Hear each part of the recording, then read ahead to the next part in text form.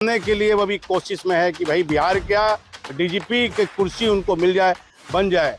लेकिन समीकरण बताता है सर बनेंगे सर, डीजीपी तो सर बनेंगे। सिनेटी में तो प्रीता वर्मा है, निवासन साहब हैं। चलिए खबर अब डीजीपी का खत्म कीजिए। लोग कहता है झूठी खबर चलाता है, इसको हम भूलते हैं पहले। अब कौन आईपीएस आ रहे हैं जानिए, कौन आईपीएस आ रहे हैं जो लालू की सरकार के समय, नीतीश की सरकार के समय अपने नियम कानून पर अडिग रहे, जिनके कारण सरकार महत्वपूर्ण पदों से उनको वंचित रखी। ये सच है, ये बात। नाम है 1996 बैच, अनिल किशोर। दिन शनिवार का है, खबर है आईपीएस और आईएएस महकमे की खबर है। नीतीश कुमार जब बिहार के मुख्यमंत्री हुआ करते थे, एक से एक नामचीन आईएएस पदाधिकारी केंद्र प्रतिनियुक्ति पर अपनी सेवा दे रहे हैं और एक से एक आईपीएस पदाधिकारी DG, ADG, IG, DIG, SP rank में एक से एक आईपीएस, हाल फिलहाल भी कई आईपीएस पदाधिकारी गए, 1 दर्जन आईपीएस पदाधिकारी 2025 में केंद्र में जाके सेवा दिए हैं। अब हमारे पास सूचना आ रही है, खबर आ रही है और ये खबर सच बताई जा रही है कि बिहार 3 आईपीएस लौट सकते हैं, 3।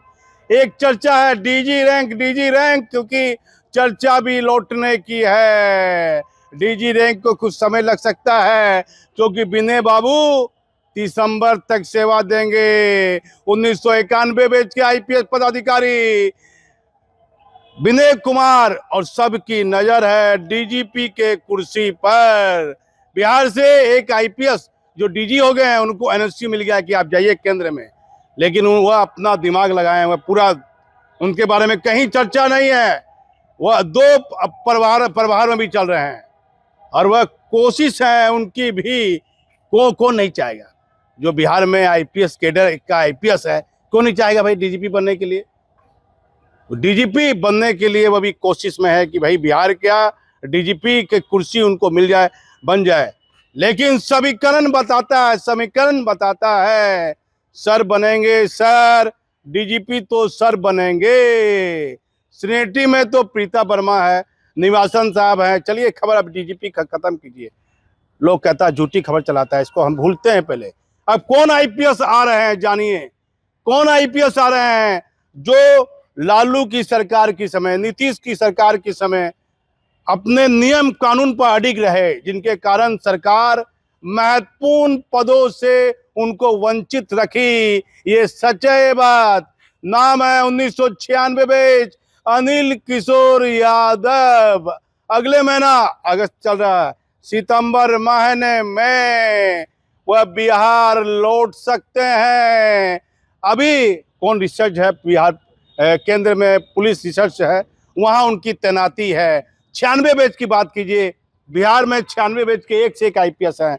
पारसनाथ साहब हैं, नैयर अस्नैन खान है, कमल किशोर है, एक से एक आईपीएस पदाधिकारी हैं। सुधांशु बाबू भी है, एक से एक पदाधिकारी है 96 बैच में।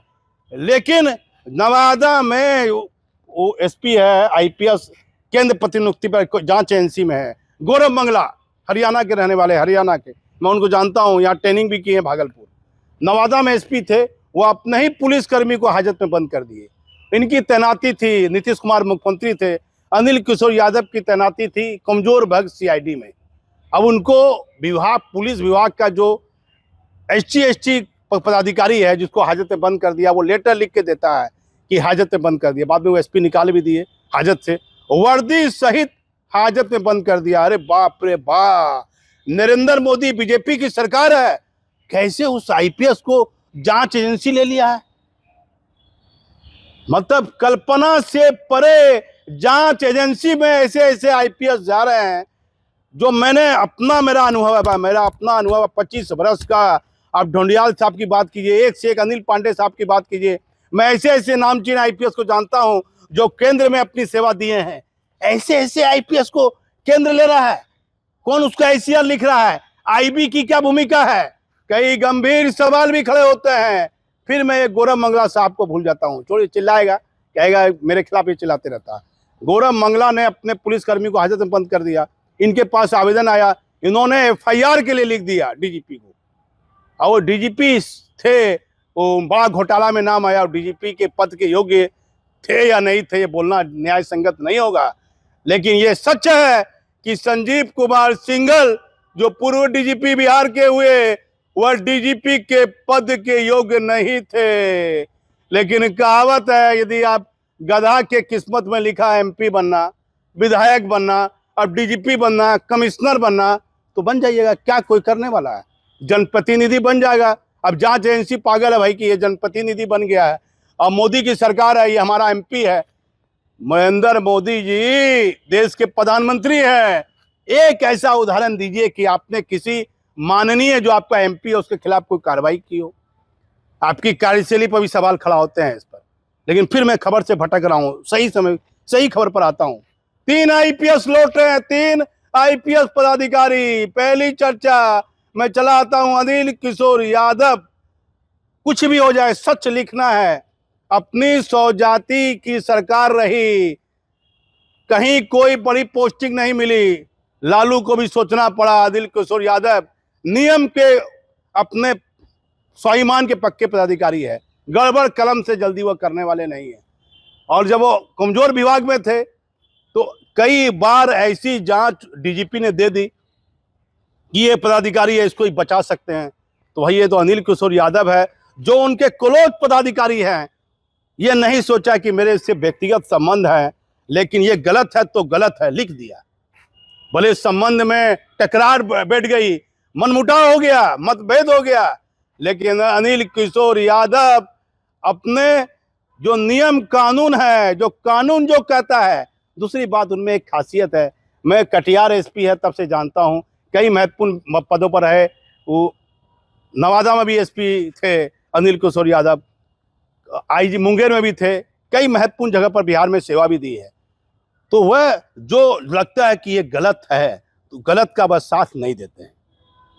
कई जगह उनको चुनाव ड्यूटी में भी ऑब्जर्वर बना के भी भेजा गया। अब भाई ये जानिए कि अनिल किशोर यादव की आने की चर्चा तो हो गई, अब दूसरा कौन आईपीएस पदाधिकारी आ रहा? निवासन साहब। निवासन साहब क्यों आएंगे? एनएसजी छोड़ के, डीजी छोड़ के, इतना महत्वपूर्ण पद क्यों छोड़ के आएंगे? हाँ, यदि सम्राट चौधरी जी और गृह मंत्री अमित शाह चाहेगा कि सर को डीजीपी नहीं बनाना है, वैसे तो सर ही बनेंगे डीजीपी। हमारे चैनल ने ये मोहर मार दी है कि सर ही बनेंगे डीजीपी, चाहे हमारी खबर गलत हो। अभी तक तो मेरे पत्रकारिता का 25 वर्ष का अनुभव है, मेरे अखबार ने और चैनल ने कभी अभी तक झूठा नहीं निकाला है कि एडीजी हेडक्वार्टर कौन बनेगा और डीजीपी कौन बनेगा। हमारी खबर सच हुई है, अहंकार हम नहीं रखते हैं। जो चर्चा है, जो पदाधिकारियों से हमारी वार्तालाप है, वह ये बताती है कि कुंदन कृष्णन, भिग्गू निवासन साहब, जितेंद्र सिंह गंगवार, और जो अभी बीएमपी में है, अतिरिक्त प्रभार में भी हैं, और केंद्रीय चयन आयोग में भी हैं, जितेंद्र बाबू, बेनीपुर इटावा जिला के। प्रीता वर्मा भी है सीनियर में, लेकिन प्रीता वर्मा है सीधी सादी। डीजीपी के लिए चाहिए थोड़ा सा कड़क, जिसको सब तरह का दिमाग हो।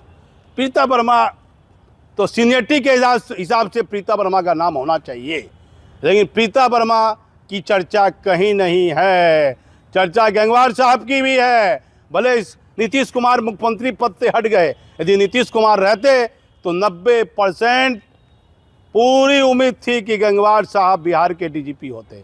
अब नीतीश कुमार हट गए तो चर्चा है कि मुख्यमंत्री, भाई अब मुख्य सचिव और डीजीपी का मामला हो तो मुख्यमंत्री जो भी परिस्थिति रहेगी, सम्राट चौधरी हाल फिलहाल रहेंगे। जो लोग राजनीतिक गलियार में चर्चा लगा रहे हैं कि मुख्यमंत्री हटेंगे, ऐसी कोई दम नहीं है इस बात में। इस चर्चा में, पॉलिटिकल चर्चा में भी कोई दम नहीं है। मुख्यमंत्री रहेंगे सम्राट चौधरी। अब बिहार में 2 आईएएस और 3 आईपीएस पदाधिकारी, नामचीन आईपीएस पदाधिकारी, एक आईजी डीआईजी की भी चर्चा, लेकिन हम 3 ही बताए हैं। एक तो निवासन साहब अभी वहीं रहेंगे, यदि सरकार बुलाती है तो देखा जाएगा, लेकिन सर से ऊपर प्रभाव किसका जाएगा? सर के पास काम करने का, अभी बहुत खबर मैंने चला दी, सर को बड़ा संयम भी है, अभी बहुत कम बोलना, मीटिंग में भी कम बोल रहे हैं। नहीं, कोई मीटिंग में बोलते थे सर तो बहुत ज़्यादा बोल देते थे। तो बिहार में आईएएस और आईपीएस महकमे की खबर है, लौट रहे हैं अनिल किशोर यादव। सरकार कौन सा पद देती है? अडिग हैं, नियमों पर अडिग हैं, व्यवहार कुशल हैं। कोई पदाधिकारी जाएगा, व्यवहार कुशल हैं, मिलते हैं व्यवहार कुशल। लेकिन यदि कैन पेपर में आपने गड़बड़ी की है, कानून के बहुत ज़्यादा जानकार आईपीएस पदाधिकारी हैं, और एक डीजी रैंक में चर्चा है, एक आईजी की भी चर्चा है, और 2 सीनियर आईएएस पदाधिकारी की चर्चा है कि वह सरकार से वार्तालाप चल रही है, वह भी बिहार लौट सकते हैं। दूसरी खबर हमारे पास में है, हाल फिलहाल जो बदली हो रही है सिपाही, दरोगा, इंस्पेक्टर की, इस पर भी आपको हम खबर बताएंगे। मैं इसमें भागलपुर से दीपक नौरंगी।